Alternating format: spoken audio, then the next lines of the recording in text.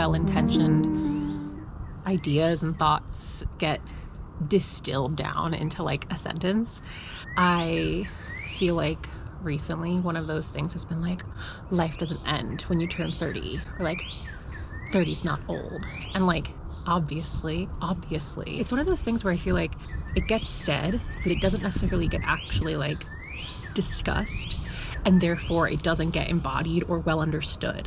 I think the life doesn't end when you're 30 can be really dismissive, because getting older can be really scary, and society doesn't make it easier. It can be hard, you know, it can be scary. And I believe aging is a gift, it's a privilege, it's something that I'm like very aware of and like actively put effort into being grateful for. And also I get afraid too.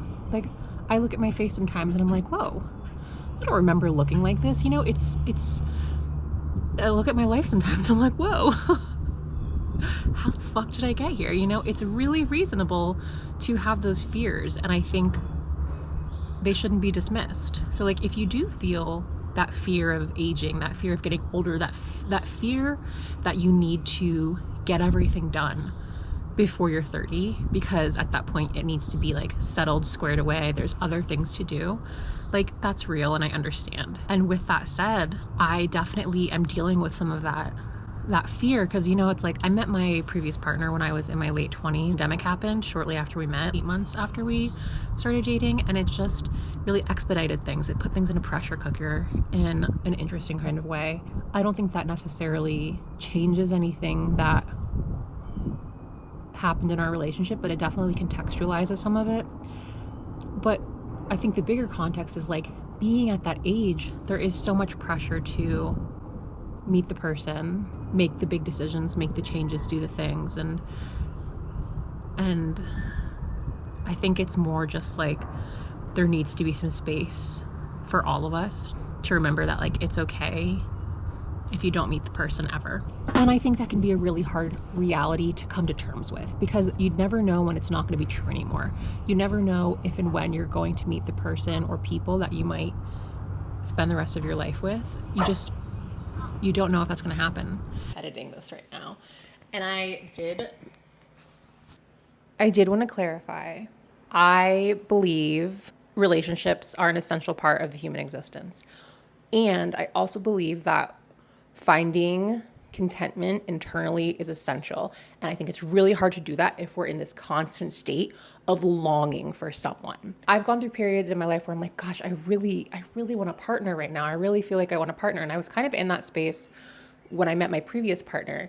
And what I did was just do things I like. I filled my cup, and I met my partner, met him at a yoga studio.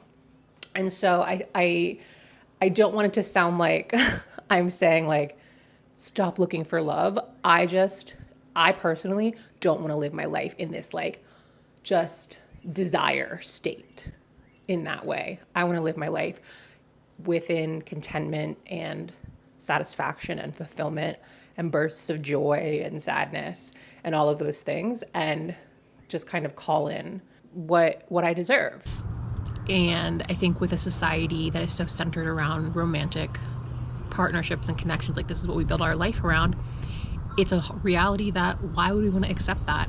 If like the peak of our society is a romantic partnership and everything else branches off of that, yeah, it'd be really fucking scary to accept that like, hey, I may not have a forever partner.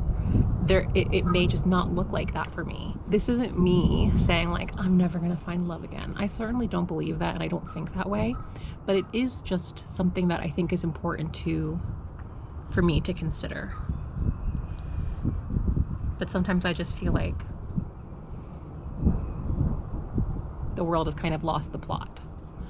And like, in my opinion, the plot kind of boils down to like 3 things, and it's just like, be good to the earth, because it's like not why we're here, but it's certainly how we're here. And for maybe some of us it is why we're here, but it's like the thing that nourishes us and sustains us and gives us literally ground to stand on and air to breathe. And like, if we are not caring about the earth is literally how we exist, then I don't really know what the fuck we're doing. And then I think being good to ourselves and being good to others. And like, that is a tantamount thing. It's not hierarchical. Like, it's a triangle. Like, these things, they lean on each other for support. And second aside, caring about other people, yourself, and the earth isn't about being perfect. It's about doing your best within your current circumstances and your context. And so like, our best looks different every day. Everyone's best looks different from everyone else's. And so like, it's not about perfection. It's about trying. It's about doing your best. It's about doing what you can.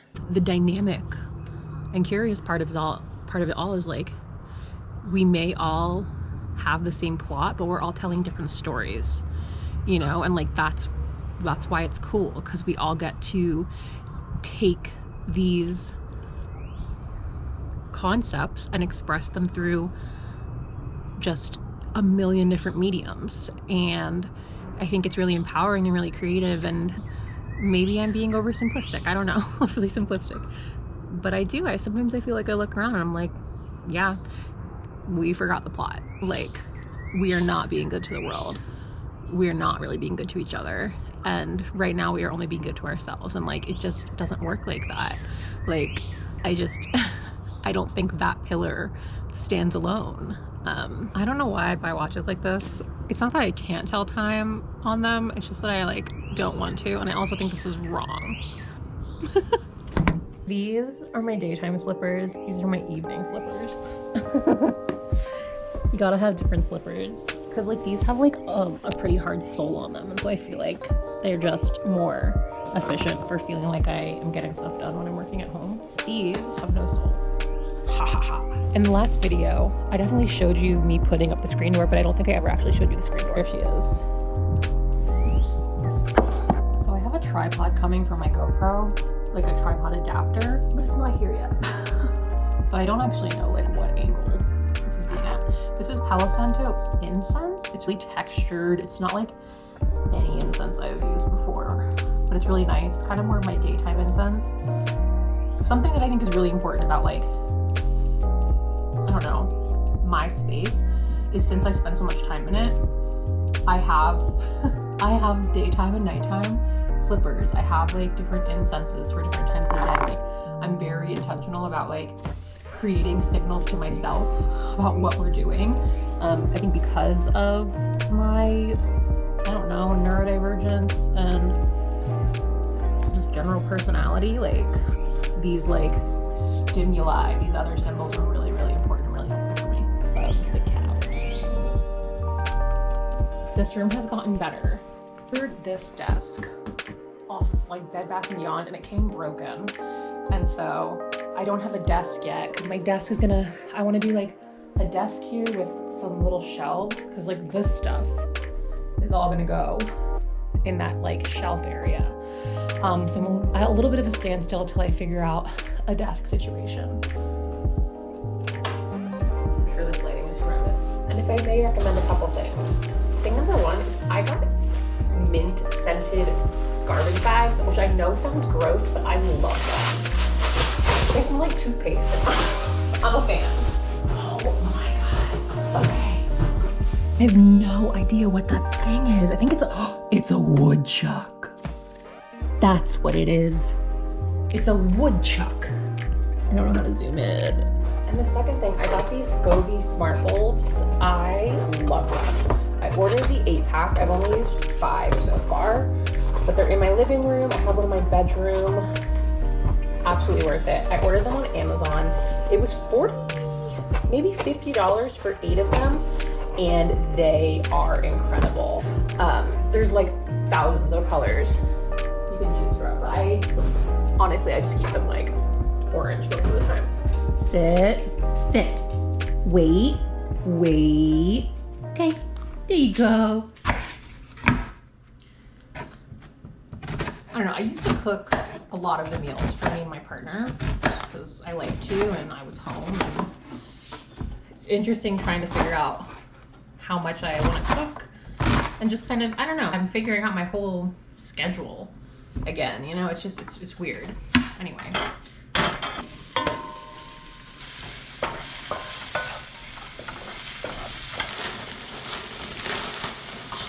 another handful of frozen peas.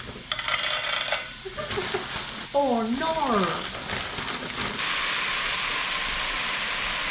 A lot of times I listen to music while I'm in the kitchen, but honestly, sometimes I just get too fucking overstimulated. Like if I've been out for most of the day, I probably won't put any music or anything on. I did listen to podcasts all day. I listened to Muna's podcast, Chaotic. It's so funny. Like it's just, it cracks me up. Check on this. Okay.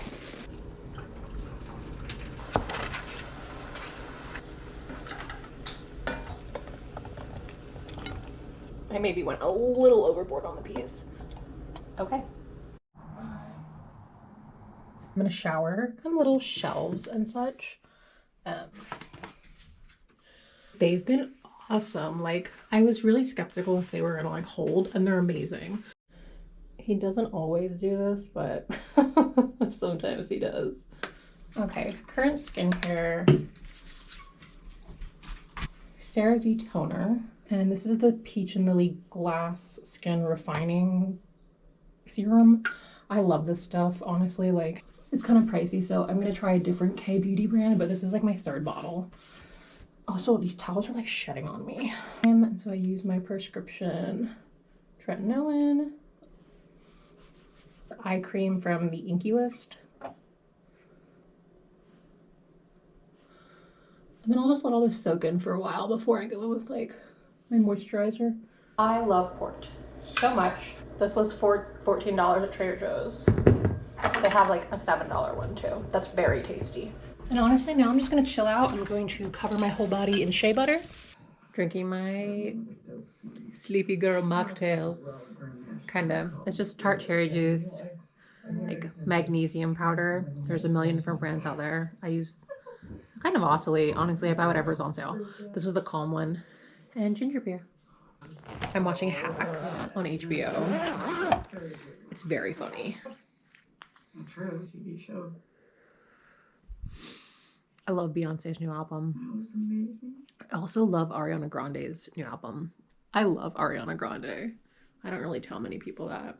I'm just kidding. It's just like doesn't come up in conversation very much. My dog is under there. This is him. This is his body. That's his body. This is his head. Okay, well, thank you for being here and spending your time with me. I appreciate it and recognize time as time, not in like a tick, tick, tick kind of, but like your time, your energy, your attention. That's, you know, like the highest form of currency. And I appreciate you spending a little bit of it, not necessarily on me, but like with me, because my time is also here. So it feels hopefully like a fair exchange. Thank you for being here. Take care of yourself, take it easy, and I will see you in the next video.